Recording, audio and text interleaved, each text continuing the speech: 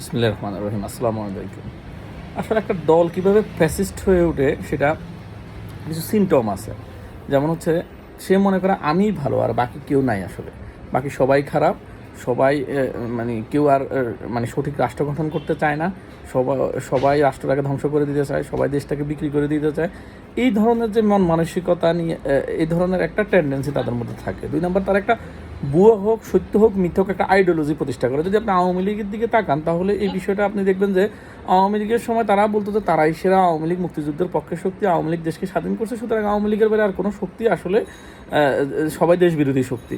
একইভাবে যদি আপনি তাদের একটা আইডিওলজি দেখেন, তারা মুজিববাদ নামে এক ধরনের আইডিওলজি প্রতিষ্ঠা করছে, যেটা মুজিববাদটা আসলে মূলত জাসদ, আমাদের জাসদ নামে যে রাজনৈতিক দল, এবং এটা মূলত তাদেরই কর্নেল তায়েদেরই লেখা এটা আসলে অ্যাকচুয়ালি। তো এইটাকে পরবর্তীতে যেহেতু মুজিববাদ আর আওয়ামী লীগ নেয় নাই, তখন তার উপর বেস করে কিন্তু জাসদ প্রতিষ্ঠিত হয়েছে, যার পরবর্তী নাম হয়েছে বৈজ্ঞানিক সমাজতন্ত্র। যাই হোক, পরবর্তীতে আওয়ামী লীগ ৯০ সালের পর থেকে মুজিববাদ নামের যে মতবাদ সেটাকে তারা প্রতিষ্ঠা করার চেষ্টা করে সব জায়গায়, যেমন মুজিববাদী তাহের শাহ এরকম অনেকের নামের সাথে মুজিববাদ শব্দটা যোগ করে এক ধরনের সন্ত্রাসী কর্মকাণ্ড তারা পরিচালনা করছে। সেই মুজিববাদটাকে পরবর্তীতে রাষ্ট্রীয় মতবাদে প্রতিষ্ঠা করা হয়েছিল এবং এর মাধ্যমেই মূলত অ্যাকচুয়ালি তারা একটা ফ্যাসিজম কায়েম করছিল।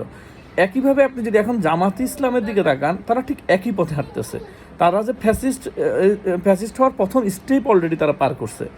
সেটা কীরকম আপনারা যদি দেখেন যে তারা প্রথমত তারা একটা আইডিওলজি প্রতিষ্ঠা করছে যে ইসলাম প্রতিষ্ঠা করতে হবে। দেখেন তারা শরিয়া আইন প্রতিষ্ঠা করতে চায় না, তারা গণতান্ত্রিক পদ্ধতিতে নির্বাচন করেই রাষ্ট্রের মধ্যে ইসলাম প্রতিষ্ঠা করতে চায়। পুরো প্রক্রিয়াটা যদি দেখেন সেটার মধ্যে আসলে ইসলাম এগুলো কোনো একটা যেমন একটা গণতন্ত্র ইসলাম সমর্থন করে না সরাসরি। তার মধ্যে তারা বাইরের আরেকটা বিষয়, এর মধ্যে আরেকটা বিষয় হচ্ছে যে তারা বলতেছে যে গণতান্ত্রিকভাবে তারা মানে করে নির্বাচন করে পরবর্তীতে তারা রাষ্ট্রের ইসলাম প্রতিষ্ঠা করবে। সেটা কীভাবে তার কোনো স্পষ্ট ব্যাখ্যা যদিও তাদের কাছে নাই, এবং তারা অনেকটা মানে কি বলবো, মানে কি মডেলে করতে চায় সেটাও তারা আসলে ক্লিয়ার না। কিন্তু তারা মানে এই যে ইসলাম যেহেতু এখানে দেশের ৯০% মানুষের মানে আবেগের ব্যাপার, সেটাকেই একটা আইডিওলজি প্রতিষ্ঠা করে তারা এবং ইসলাম প্রতিষ্ঠিত হবে, মানুষের মুসলমানেরা তাদের অধিকার ফিরে পাবে। যেখানে ৯০% মানুষ মুসলমান, এখানে আমরা এমনিতেই আমরা অধিকার সবগুলো পাচ্ছি। আমার মনে হয় একজন মানুষও বাংলাদেশে বলতে পারবে না যে ইসলাম সে পালন করার ক্ষেত্রে সে কোনো বাধাগ্রস্ত হচ্ছে। আওয়ামী লীগের সময় কিছু কিছু জায়গায় কিছু সমস্যা হয়েছে, সেটাও মোটা দাগে তেমন কিছু কখনোই হয় নাই। হয়তো কিছু কিছু জায়গায় আওয়ামী লীগের কিছু লোকজন তাদের স্বার্থসিদ্ধির জন্য করছে, কিন্তু দলগতভাবে আওয়ামী লীগ একেবারে ইসলাম বিদ্বেষী ছিল, ব্যাপারটা কিন্তু তা ছিল না, এরকম ছিল না। আওয়ামী লীগের অন্য অনেক দোষ ছিল, সে ফ্যাসিজম কায়েম করছে, হাজার হাজার মানুষ হত্যা করছে, ছাত্র হত্যা করছে, এরপরে বিরোধী দলের রাজনীতিকদেরকে গুম করছে, খুন করছে। এগুলো ছিল হচ্ছে আওয়ামী লীগের রাজনৈতিক বয়ান, এবং এবং এটা ছিল তার রাজনৈতিক আইডিওলজি, আওয়ামী লীগের রাজনৈতিক আইডিওলজি। কিন্তু সে এখানে মোটা দাগে ইসলাম প্রতিষ্ঠা করার কোনো বিষয় না, এই দেশে ইসলাম প্রতিষ্ঠিত হয়েই আছে। কিন্তু যেমন হচ্ছে সবাইকে নামাজ, শরিয়া আইন প্রতিষ্ঠা করে সবাইকে নামাজ আদায় করতে হবে, এরকম আইন দিলে দেখবেন যে দেশের ৯৯% মানুষ এমনি মানে না। আপনি যদি বলেন যে সবাই নামাজ আদায় করেন এটা কি কেউ মানবে? দেশে প্রতিদিনও ওয়াজ হয়। আমার মনে হয় বাংলাদেশের মতো ওয়াজ পৃথিবীর কোনো দেশে হয় না। তো সব এত ওয়াজ দিয়ে এত এত মানে সারাদিন এত ধর্মীয় কথা, মোবাইল খুললে ফেসবুক খুললে ধর্মীয় আলাপ, ইউটিউব খুললে ধর্মীয় আলাপ, রাস্তায় গেলে ধর্মীয় আলাপ।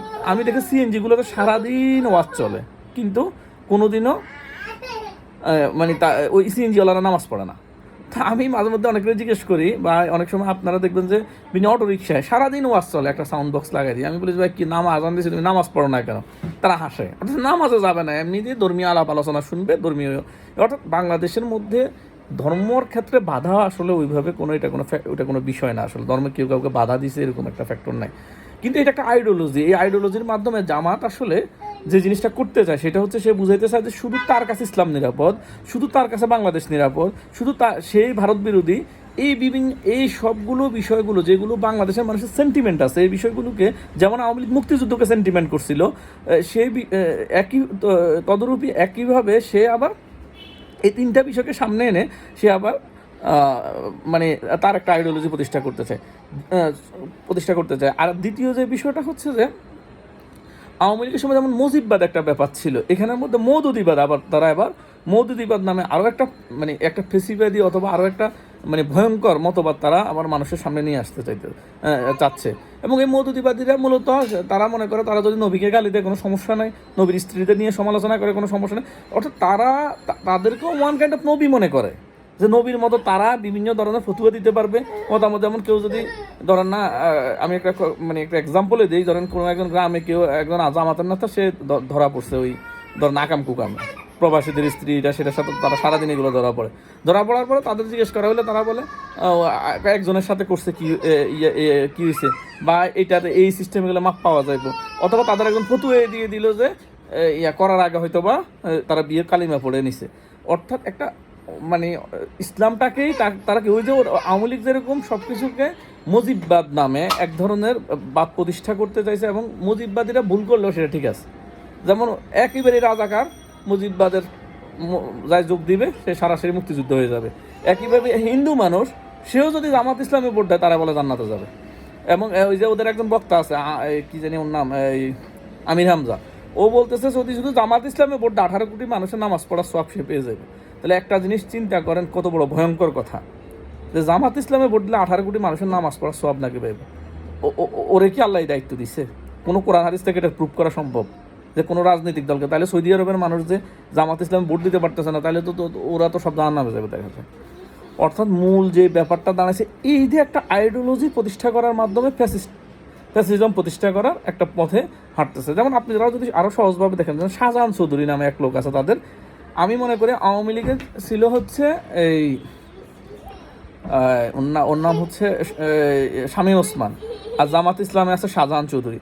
সে বলতেছে পুলিশ তার কথা শুনতে হবে, প্রাইমারি স্কুলের শিক্ষকরা তার কথা শুনতে হবে, যারা নির্বাচনী দায়িত্ব পালন করবে তারা তার কথা শুনতে হবে। এতে আপনারা কি বুঝতে পারেন? মূলত তার মানে অলরেডি প্যাসিজম কায়েম হয়ে গেছে, তারা সে এটা মনে করতেছে। এ মূর্খ তো মানে এ তো জ্ঞান নাই, এ তো মনে পড়াশোনা কতটুকু আছে আল্লাহ মালিকে জানে।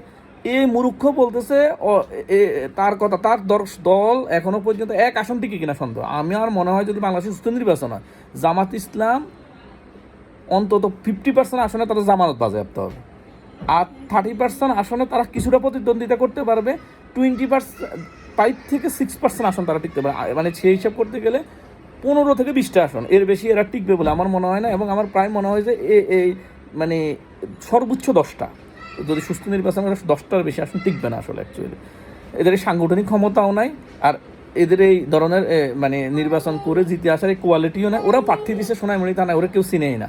নোয়াখালীর 6 প্রার্থীর মানে একজন মনে পরিচিত, আর ম্যাক্সিমামই কোনো মানুষই চিনে না তাদেরকে। ইভেন জামাতের যে লোকরা দাঁড়িপাল্লা ভোট দেবে সেও চিনে না। এবং ম্যাক্সিমাম আসলে আমি কথা বলে দেখছি বিভিন্ন জেলার বিভিন্ন জায়গার বিভিন্ন ছাত্রনেতাদের সাথে আমি কথা বলে দেখছি কেউই চিনে না ওদেরকে।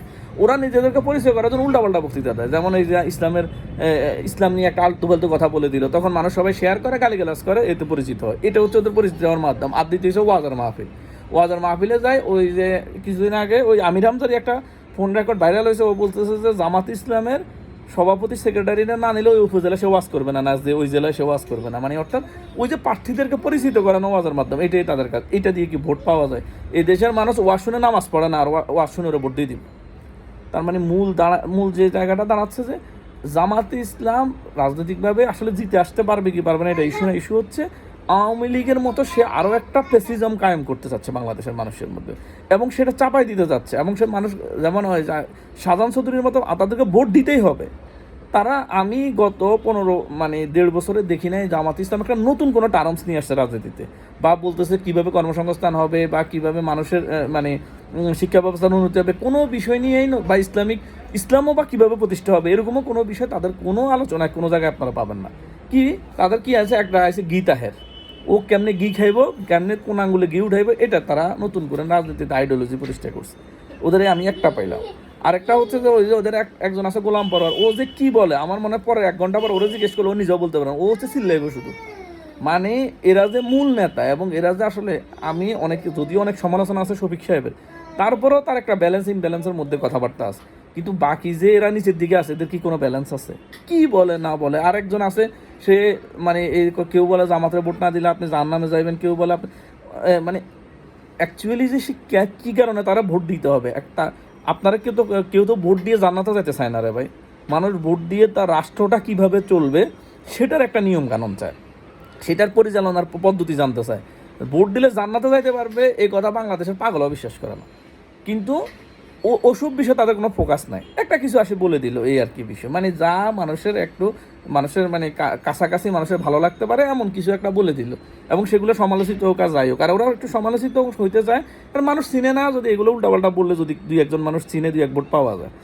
আর এই যে বিষয়টা আমার ছিল আসলে প্যাসিজম নিয়ে, জামাতে ইসলাম এখন ঠিক আওয়ামী লীগের মতো করেই একটা নতুন প্যাসিজম বাংলাদেশে প্রতিষ্ঠা করতে চাচ্ছে। এখন বাংলাদেশের মানুষকে আসলে এই বিষয়ে সতর্ক থাকা দরকার, এবং জাতীয়তাবাদী শক্তিকে বিশেষ করে সতর্ক থাকা দরকার। আমাদের জাতীয়তাবাদী শক্তির ভুল ত্রুটি আছে, বিএনপি যে ভুল ত্রুটির ঊর্ধ্বে আমি সেটা বলতেছি না। বিএনপি প্রায় 7,000 নেতাকর্মী বহিষ্কার করছে, তার মানে এসব লোক তো ভুল করছে না, তার বহিষ্কার হয় নাই। তো বিএনপি যেহেতু ব্যবস্থা নিচ্ছে, কিন্তু 7,000 নেতা, বিএনপি হচ্ছে ধরেন না অন্তত 2 কোটি মানুষের দল, আমি কর্মীর কথা বলতেছি, আর তার থেকে ভোট হিসাব করলে অনেক বেশি হবে। আচ্ছা যাই হোক, তাহলে তার অন্তত মাঠ পর্যায়ে 50 লক্ষ কর্মী আছে। কর্মীর মধ্যে যদি 1 লাখও ভুল করে, তার মধ্যে 49 লাখই কিন্তু আসলে মানে 50,000ও ভুল করে, 49,50,000ই কিন্তু আসলে এই প্রক্রিয়াটার বাইরে। তারা সততা রাজনীতি প্রতিষ্ঠা করতে চায়, তারা শহীদ জিয়ার আদর্শ প্রতিষ্ঠা করতে চায়, এবং সাথে সাথে ইসলামিক মূল্যবোধ। বিএনপি বহুবার এই কথা বলছে, বেগম খালেদা জিয়া এই কথা বলছেন যে আমরা ইসলাম প্রতিষ্ঠা করতে চাই না, কিন্তু যদি কারো মাধ্যমে ইসলাম প্রতিষ্ঠিত হয় সেখানে আমাদের কোনো দ্বিমত নাই। এবং ইসলাম বিরোধী আইন বিএনপি কোনোদিনও করে নাই, এবং বিএনপি ভবিষ্যতে ইসলাম বিরোধী আইন করবে না, সবাই জানে। বেগম জিয়া বা তারেক রহমান থাকলে এটা কখনোই হবে না বিএনপিতে। তাহলে এই মানে জামাত ইসলাম যে তত্ত্ব প্রতিনিয়ত আমাদেরকে প্রতিষ্ঠা করতে চায় যে বিএনপি মানে তারা আসলে ইসলাম নিরাপদ, তার মানে এই তত্ত্বের কোনো ভিত্তি নেই। এবং মামুনুল হকের একটা বক্তৃতা, আমি বলি মামুনুল হক যদিও জামাত ইসলামের সাথে এখন জোট করতেছে, কিন্তু তিনি যেটা ভালো বলছেন সেটা আমরা বলতে হবে।